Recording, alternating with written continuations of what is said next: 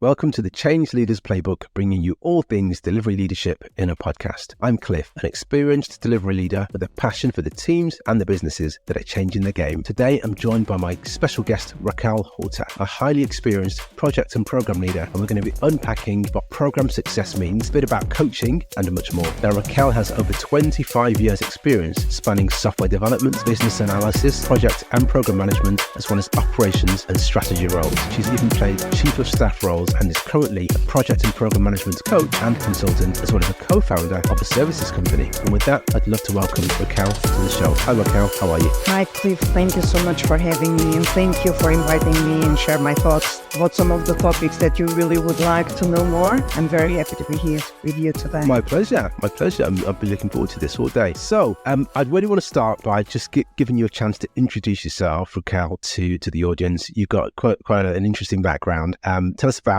you and your role within Change, and also what you're doing at the moment, potentially in your new endeavors. Happy to do it. So long story, but I will try to reduce really the time and summarize as much as I can. I started as developer many years ago and did business analyst and many years as project and program manager. And years ago, I started moving to strategy and operations, and I've been chief of staff, working as the part of the executive teams as well. And currently, I'm founder of two different companies. One that is around coaching and consultancy, very focused on project and program management. And another company where I'm co-founder is a service company, where we deliver and provide services to other companies to improve their efficiency, their productivity in a cost-effective way. Those are really the two things. I'm also a board member, so that's another one that I'm doing currently, which is very interesting as well. Okay, so you're not doing too much really, are you? No, not really. I believe I have space still for more things.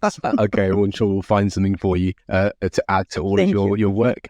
So do you know one of the things you mentioned about your new venture and how that helps organizations to be efficient, to be streamlined in what they do? That, for me, I can tell automatically how your change experience is going to be very valuable for that, because it is, I think, productivity is key in delivering game-changing sort of initiatives for users, for clients, etc. So I can see how that works.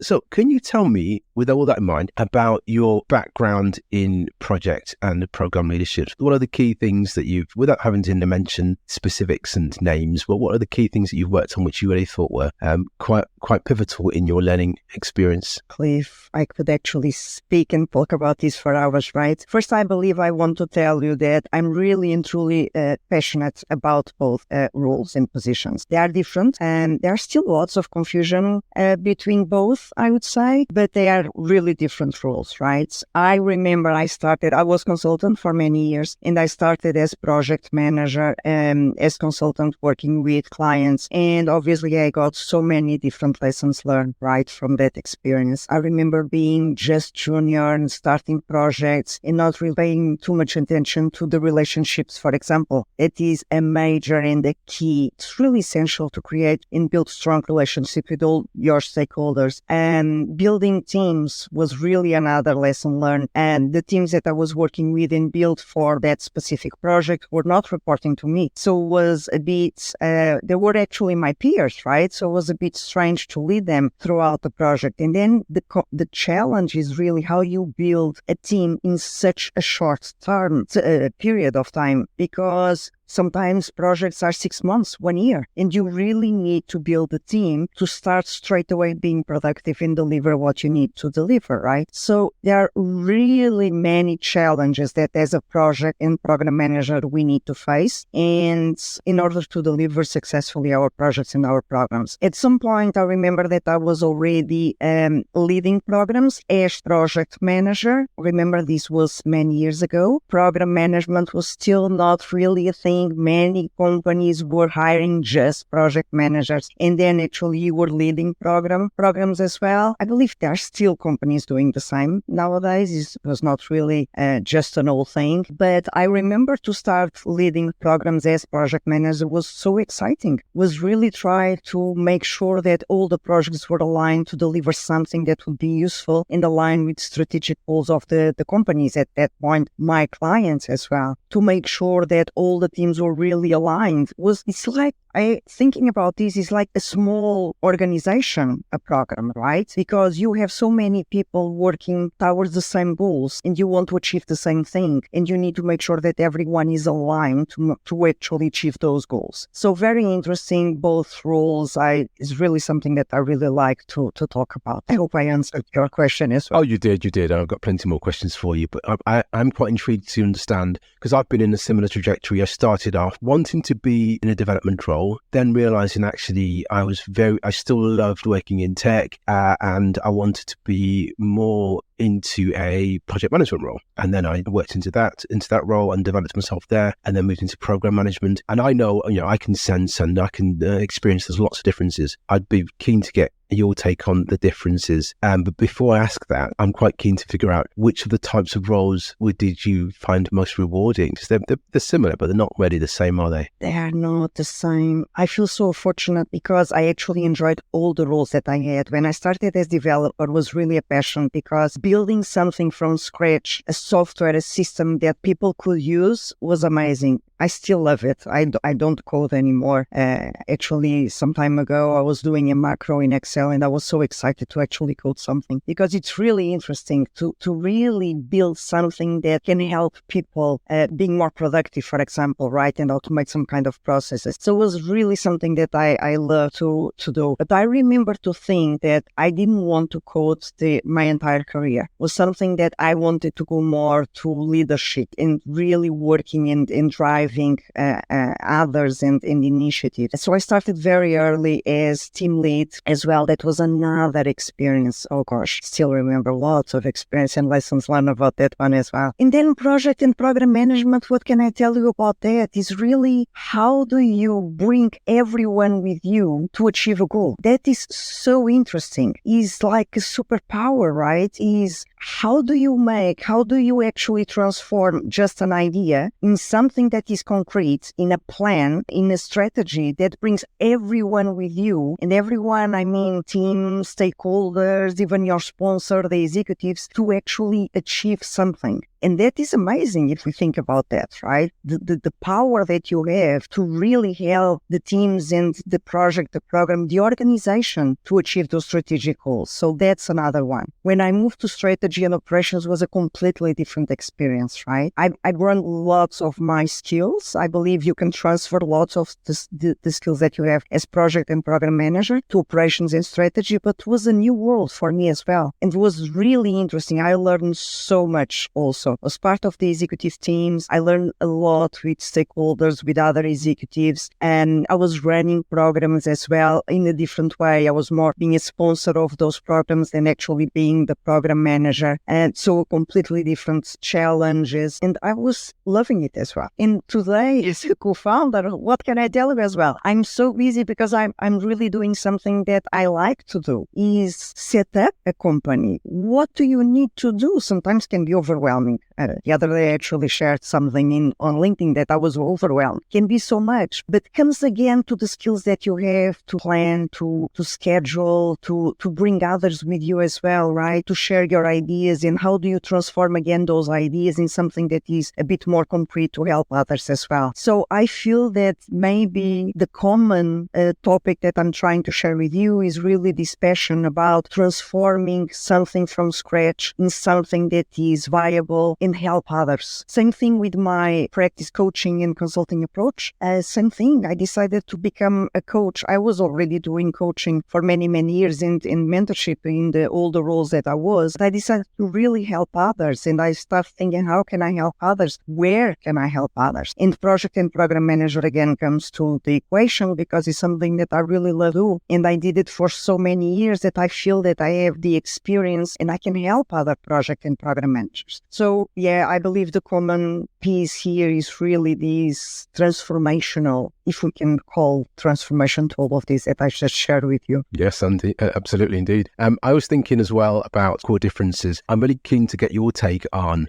what are they? And I'm also thinking about people who potentially want to transition from maybe a project or a Scrum type role and want to lead or work within broader engagements that have a longer lifespan, programs or work streams, whatever we might want to call them to a degree. What would you say are the core differences and the changes in maybe mindset shift and skills that are needed to then do that transition? Cliff, I believe there are more common things than there actually are differences. And I would start maybe by calling out what I feel that is common. There are so many skills that are common to project and program managers, right? Maybe applied in different ways, because obviously the method, the structure are different, right? And the approach is different. How we run a project and how we run a program, different ways. But skills itself, leadership, for example, both have to be very good on leadership.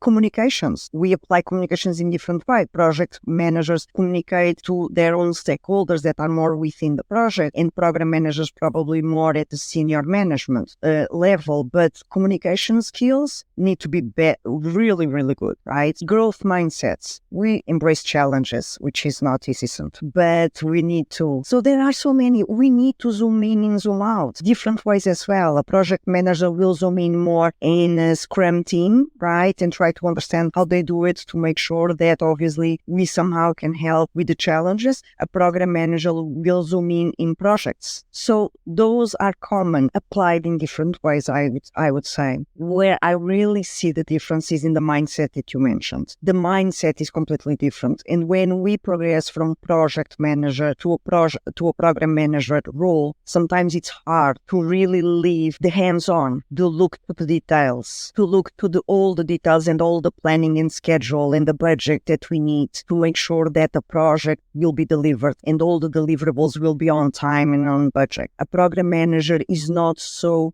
low level, right? Is more there to align the other project managers to achieve the goals, the strategic goals. The main difference between projects and programs can be also, and that is really a PMI thing, can be also around outputs and outcomes, right? A project is very orientated to outputs, so the deliverables that we need to achieve at the end of the project. A program is much more aligned with outcomes. That is really the results of those outputs. There are many, many companies that don't have program levels, only have project levels. I mentioned during my career I had and worked in some of those companies, and I'm really keen to also see project managers look to outcomes and really align with the strategic goals that the company, because if you don't have the program manager to do that, someone needs to do it. Usually it's the senior management that is doing, but I believe a project manager is really in the place to actually be successful in looking to outcomes as well. But those are really the main differences that I see between both roles. You also mentioned how can we progress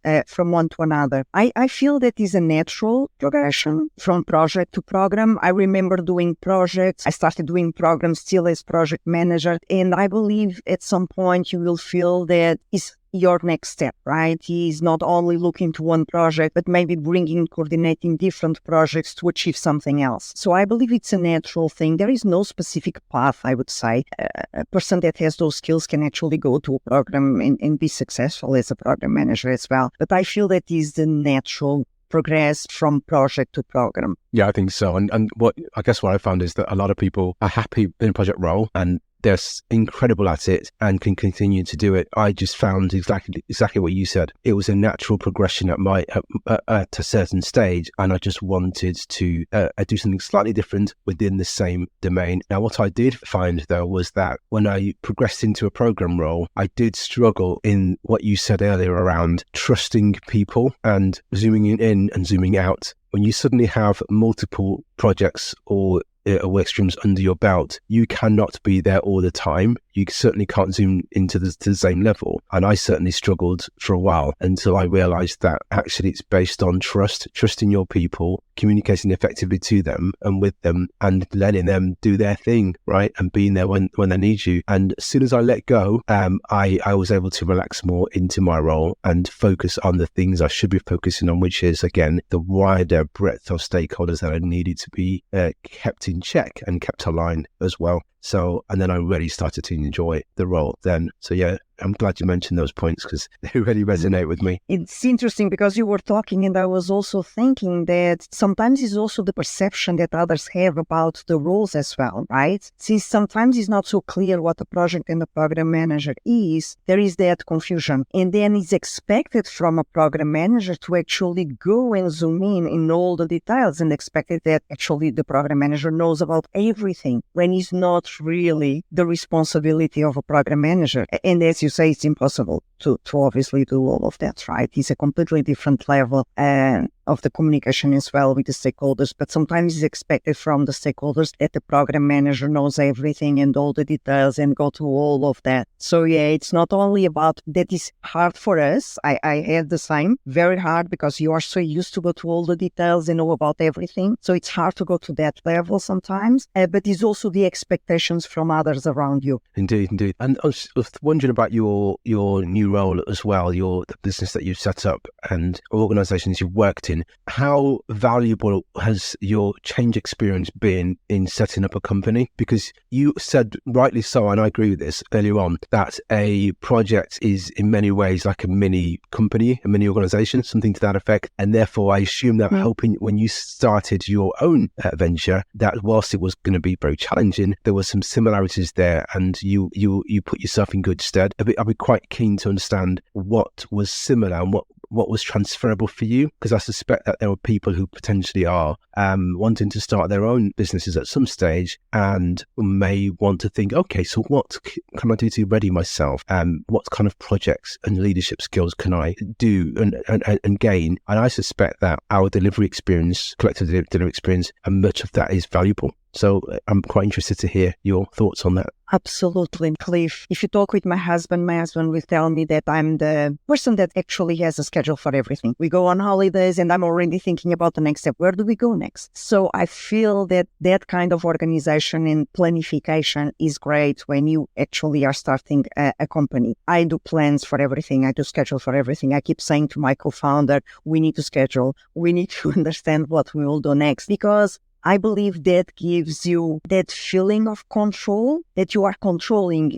Things are not controlling you. You are controlling those things, right? And that doesn't mean that you need to do everything at once and next week, but at least you have an idea of where do you need to have them done and how can you do it. And if actually it's possible to do everything, right? Because sometimes you just say, we will do all of these things next week. And then you start really realizing that is impossible. Your day only has 24 hours a day, right? And I'm a mom, I'm a wife, I have so many other things to do as well. So for me, transition those skills was really, really important. I have to tell you, there are so many transferable skills from project and program manager that you can use as a founder and to set up your own company for sure. So scheduling, organization, thinking about the next steps. Risks. What are your risks when you actually start a company, right? You are used to think about your approach and your strategy to deliver something. Same thing for a company. You think about your strategy, right? At a different level. You think about the strategy for your company. You define your goals, right? You define what is your success criteria. With my co-founder, we define what is our success criteria. In 6 months, 12 months, we want to be at a certain point. What is? How we will evaluate if we are in the right path, right? So success criteria that you actually set up for your projects, you set up for your company as well. There are so many different skills, really.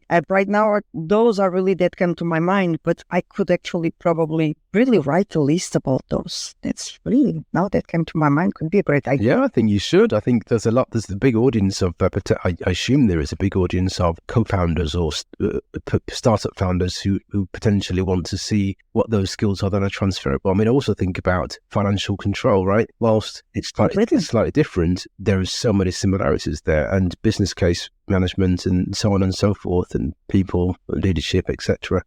So yeah. Assignments. So yeah, to that point as well, Cliff, my responsibilities within so we are 2 co-founders, and how we actually split our responsibilities for me is really more around the operations in the setup of the company, because it's where all my background came as well. Although I'm very related and connected to software, but everything around operations and strategy is more my responsibility. responsibilities. My co-founder is more around marketing and sales, but you can really do that. And you were talking about assignments. So my responsibility is also, when we get a request from a customer, try to understand. We work with freelancers, so try to understand what is the best freelancer who actually has the skills that we need for those requirements. And again, from my project management and my business analyst experience, I try to understand the requirements from the customer, try to understand the skills from the team, that in this case are freelancers, and try to match as much as we can. And then we try to have a plan, we try to have a schedule, and try to define timelines for the freelancer and for the customer to deliver what we need to deliver. So it's like projects and programs here, right? Exactly right. Well, that's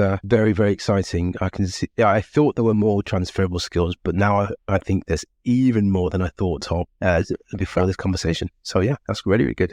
Now I'm really keen to talk more about coaching, right? So you've got multiple skill sets and talents. You've been a coach, and I think you've also coached and led other coaches to bring them on that journey. Tell us about that and how you got into it. You know, what you've learned from coaching and also supporting other coaches. So supporting other coaches is something that I want to do. I'm still not there. I'm right now dedicated to project and program managers. And how I want to really help right now in being focused on project and program managers first is really, there are so much that I believe I can help there. If we think about the challenges that a project and a program manager have, like stakeholders, management, the team conflicts and all the dynamics, sometimes even the politics in companies, right, that you need to work around those.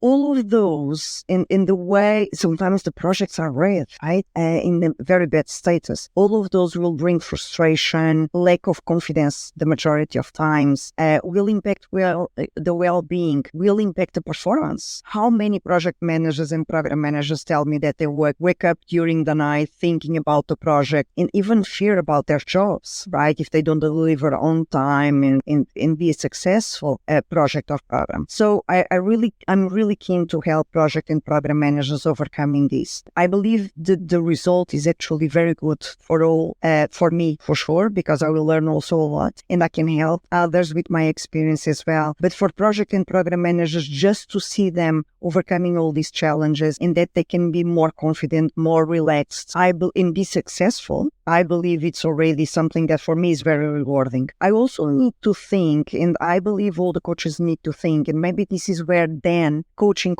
other coaches can be actually a benefit as well, is that we don't, from a project and program manager perspective, I don't want only to think about themselves, right? I want them to have an overall view about where they are, where they fit in terms of organization as well. Because if they are in a good place, if they are successful, their position within the company will be much better for sure, right? Maybe a promotion will be there for them as well. And we cannot forget about the company as well in the organization. If project and program managers are successful, if they are happy, if they are motivated, if they are productive, the teams working with them will be more productive. The team morale will be increased, right? If the motivation in the team morale is better, what can we expect? More productivity for sure, right? And probably the attrition rates will be down and will go down. If the productivity is increasing, the revenue probably will go up. So it's not only that I'm helping project and program managers, but somehow I will help organizations as well. And that's why I keep saying that I not only help project and program managers, I continue helping also organizations with coaching as well. I really see lots of value in coaching. Yeah, absolutely. Completely agree. And I've been on both sides, of receiving end and giver of coaching. And actually, even the person who is coaching benefits a lot. I've certainly found, not just the recipient, because you're giving and you're seeing something develop and an individual develop, and it's rewarding, right? So I suspect you're also very well rewarded too as a result. So much. It's so good. Yeah. With all that said, what would you say are the sort of the top 3 skills that you think would make a very good coach or a successful coach? I'm putting you slightly on the spot.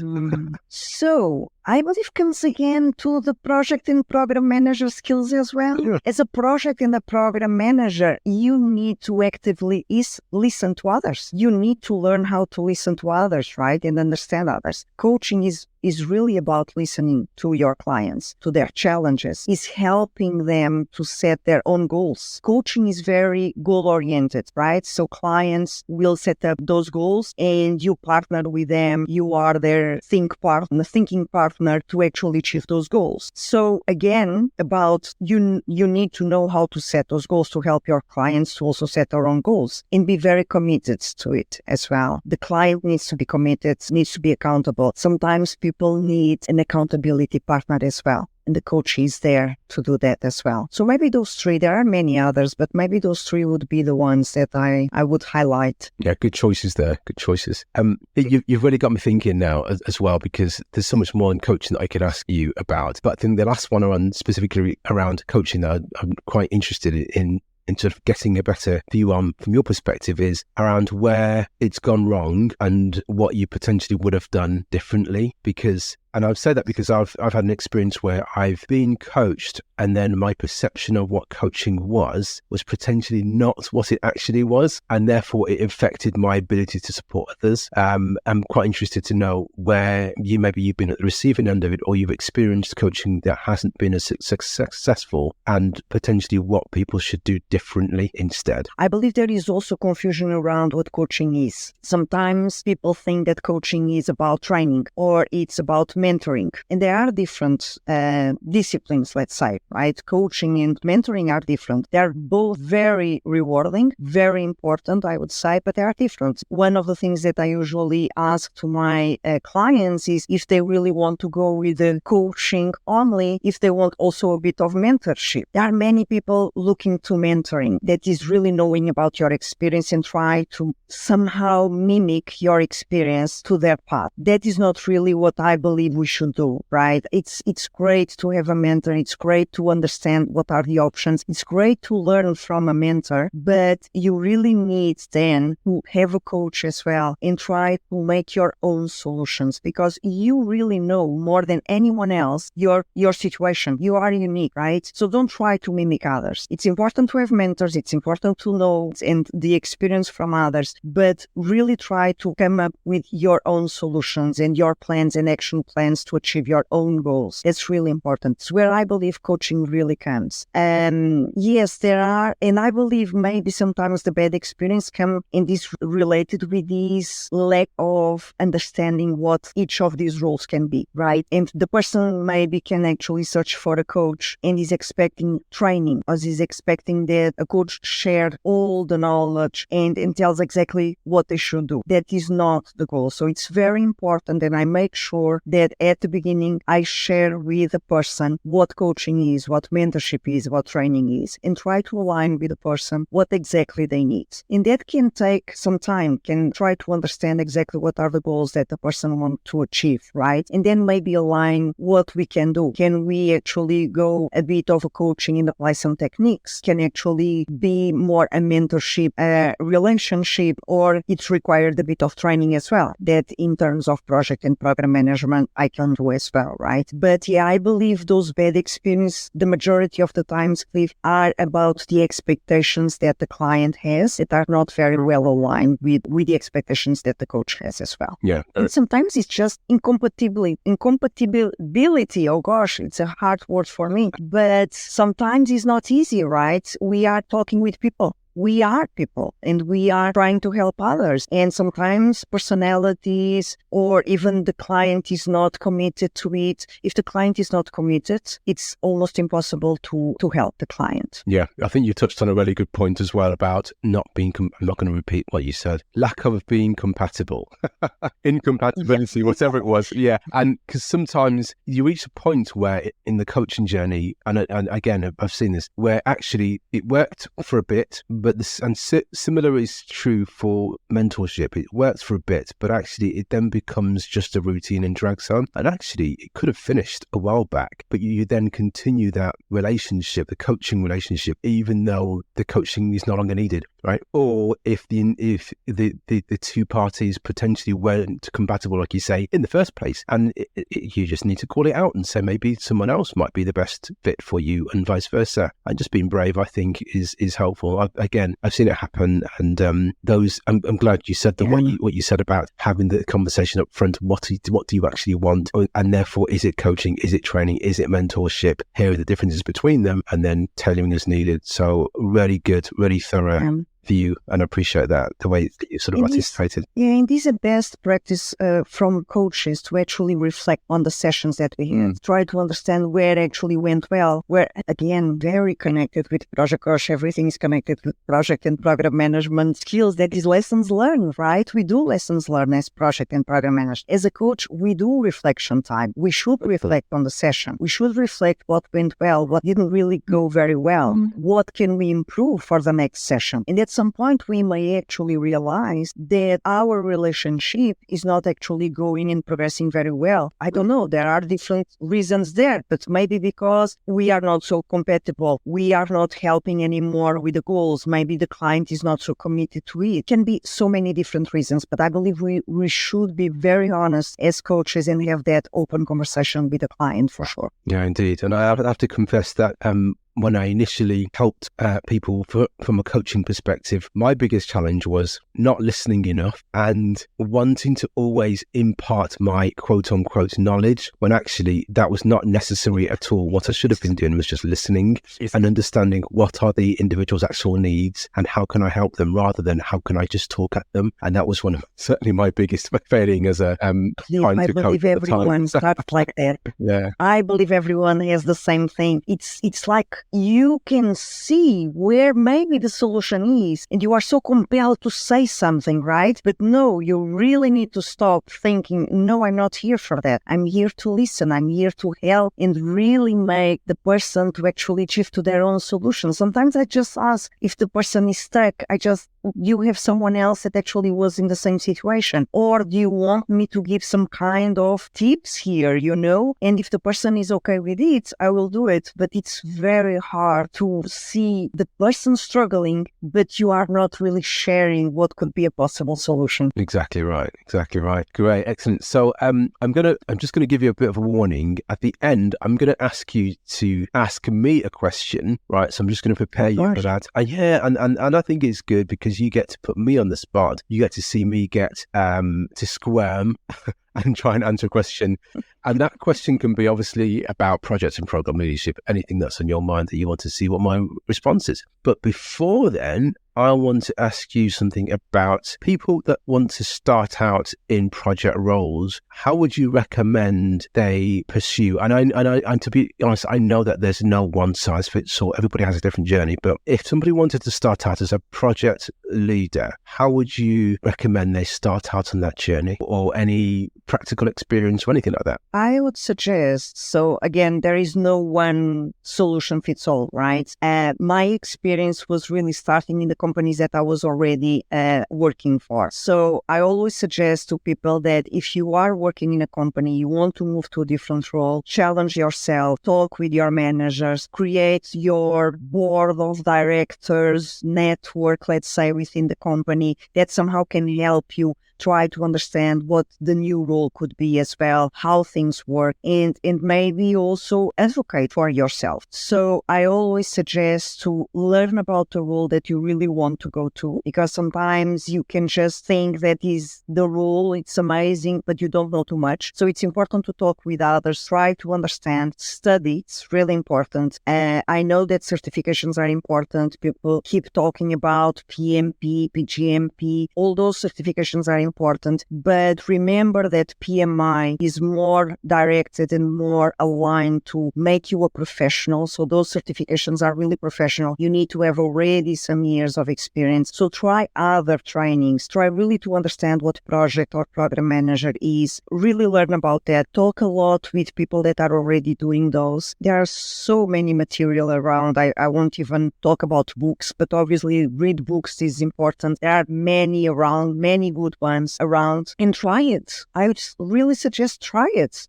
Put yourself in the spot to do it the next time that exists a project. Start by a small one. Try to apply what you've learned and be structured, I would say. Don't try to do it just because you see someone doing it. No, really learn.